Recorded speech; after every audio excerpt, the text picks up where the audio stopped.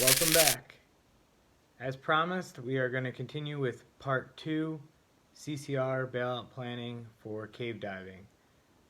We're just going to talk about how to plan the dives, the appropriate amount of bailout gas and deco gas, and I'm going to show you what I do.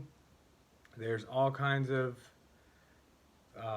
plans that I've heard and see people carrying a lot, which is good.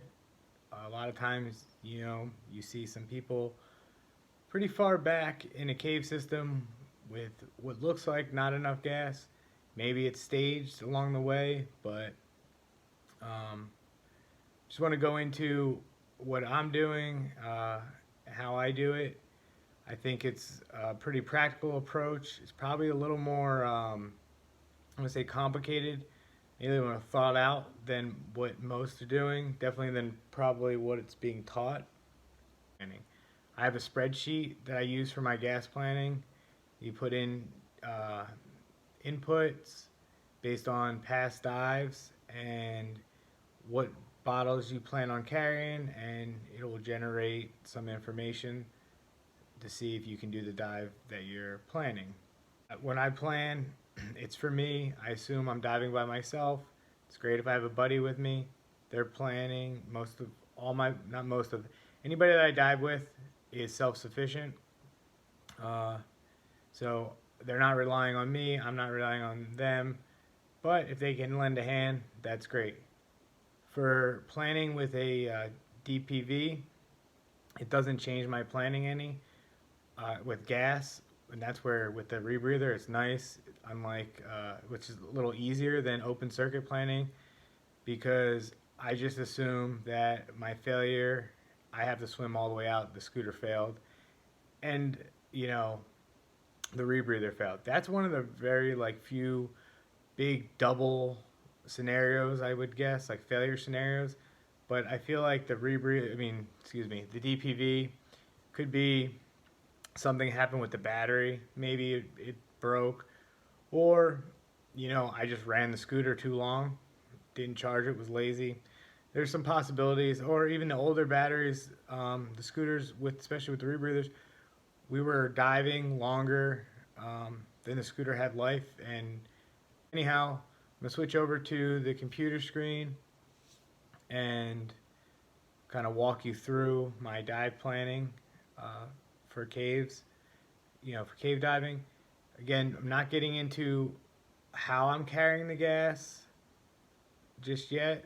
I think that's got to be, it looks like another video with going over kind of the configuration of units, or at least I think a video back mount unit, side mount unit, and some kind of configuration and thought process of how the bottles are going. So I hope you enjoy, and here we go. All right, so here is the spreadsheet that I was talking about. As you can see on the bottom, I have multiple tabs. I use this for all my different gas planning, whether cave, open water, rebreather, open circuit. But we're just going to stick with the CCR cave bailout tab right here. And it's broken up into a couple sections. You have your diver input data, you have calculations, and then you have information about your tanks and gas usage and things like that. So I typically will record somewhere during the dive or during my dives distance that it took, a distance, and how long it took me to swim in, swim out. And I keep track of those to help me better adjust my plans. And then I also look at my average average depth of bottom time. And that's how I plan my caves, is with average depth. And that's how I used to do it when I cut tables and didn't have the computers to do all the deco. But anyway, we're going to put in here in the diver input, distance traveled. I already have in from one of my last ones was 3,100 feet. It took me 67 minutes to get there. It took me 58 minutes out. Average depth was 90 foot. And then I use 0.7 for my RMV. And if you change that, just so you can see, if you change it, it changes the numbers over here on the right. But I'm going to put that back for there. And then here you can see the calculations. And this is just more to help my thought process when I was building this. And it's nice to see, but gives you your speed in, speed out, swim speed, your flow rate, and then it's got a little program cell here. It says this system is an upstream cave type. If it were, just real quick, 58 and 67, it tells you it's a siphon. With 67 and 67, it says a no flow cave. So we're back to our original input, sac rate at depth and average depth in atmospheres. Now I come over here to my tank selection, and I'm going to carry 2 low pressure 50. So 50 rated pressure, 2640. Actual tank pressure, we're going to say is 3600. And I'm going to put a 400 PSI reserve. You notice it'll say 200.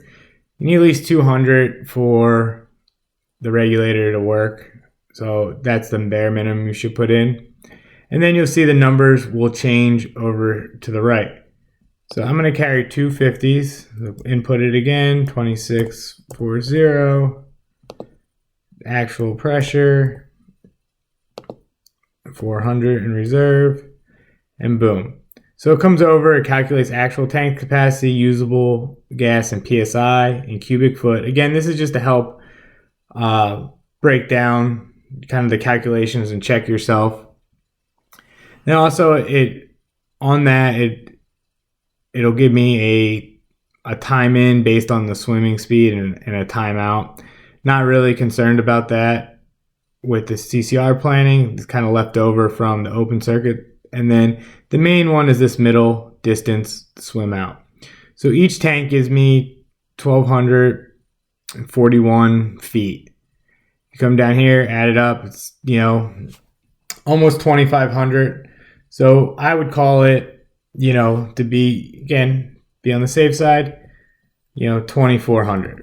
So I know basically a dive at Ginny, I can go 2,400 feet with a set of low pressure 50s. And that's, again, I'm having some of the flow, assuming the flow is going to help me. If you were not comfortable with that, you just change this to 67, which is the same as it took you to swim in. And you see it adjusted the numbers and it brought us down from 2,400 basically to 2,100 to, for our max penetration distance. With the rebreather, our big concern really is max distance from the entrance, so max penetration distance. And with this current setup, and we'll keep it no flow, build in a little extra safety factor, is I would say on here, 2,100 feet is my max penetration distance. I can either put the flow numbers back in, or we can go, all right, well, we want to go a little further, let's add an 80. You could also bump these tanks up. But I like swimming around with just 2 50s on is comfortable. If I'm going to go somewhere further, I'm probably scootering. So I don't mind clipping off 80s and towing them. But you can, it's personal preference. However, so let's just add a stage. We have an 80, rated tank pressures, 3,000.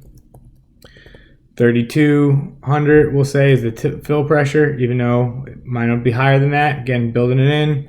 And we'll say 200 on this one. So that just gave me an extra 1,400 feet to my dive.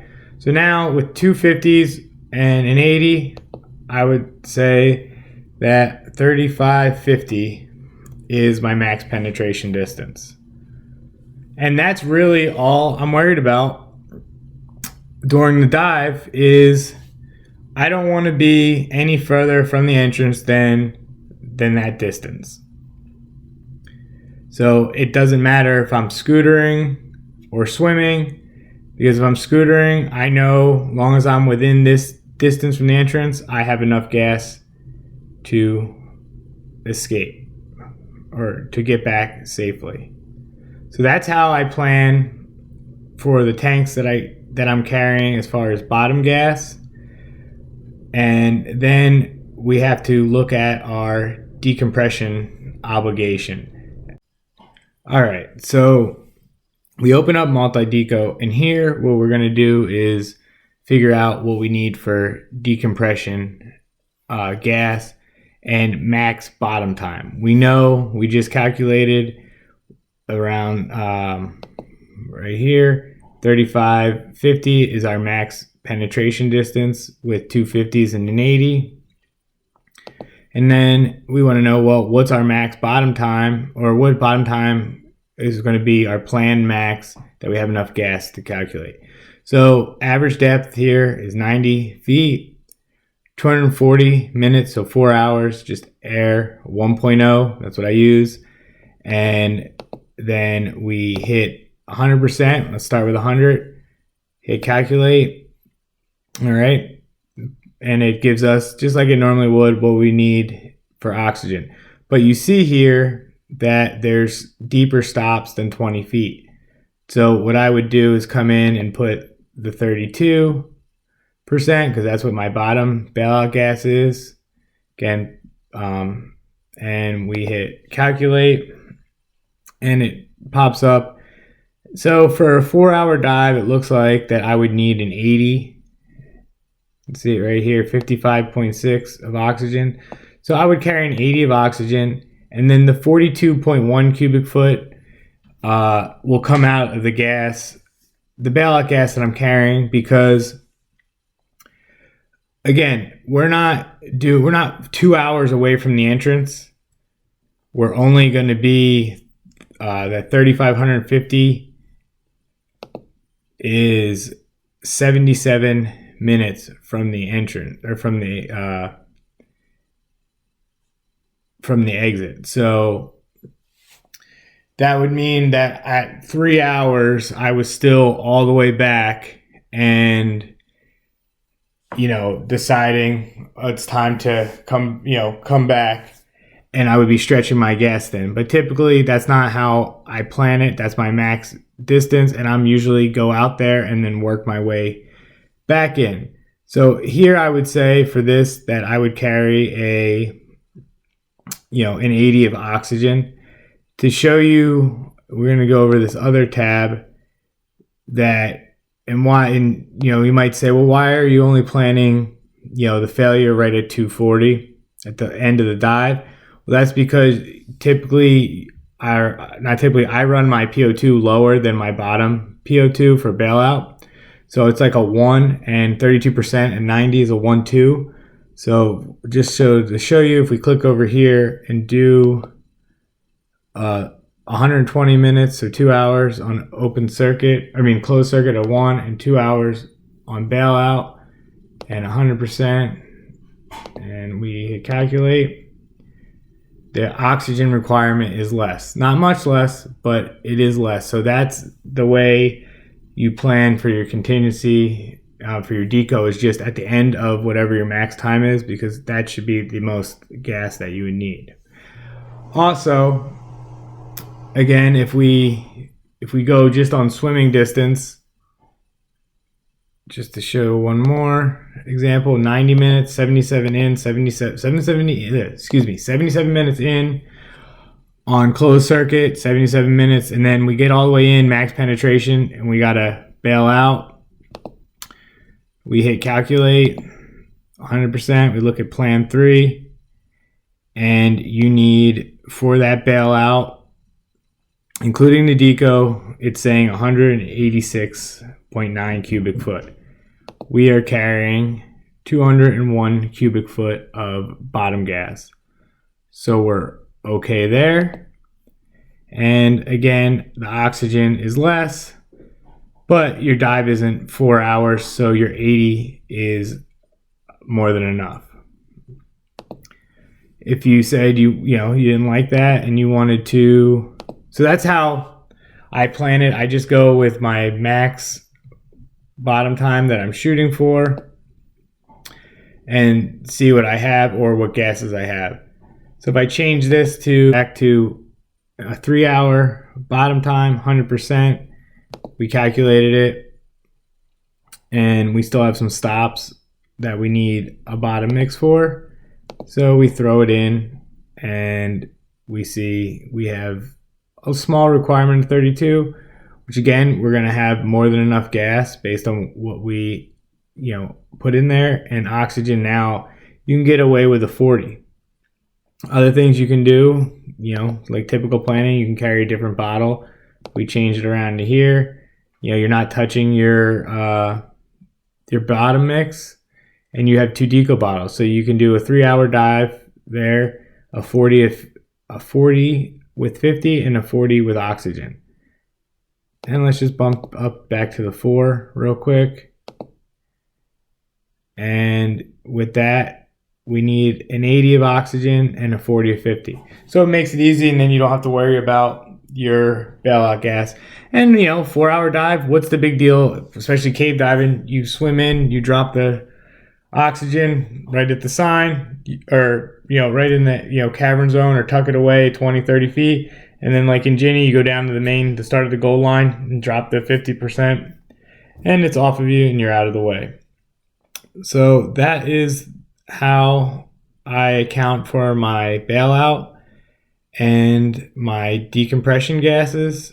And then this is just the start. And for people might ask, well, what about exploration? Well, you have the time in and time out, and people, you can't just jump in and start doing these big explorations. And I know the scooters and DPV kind of let you go a lot further faster, but you should be taking your time. You should be collecting this data. And that's how these exploration dives are planned.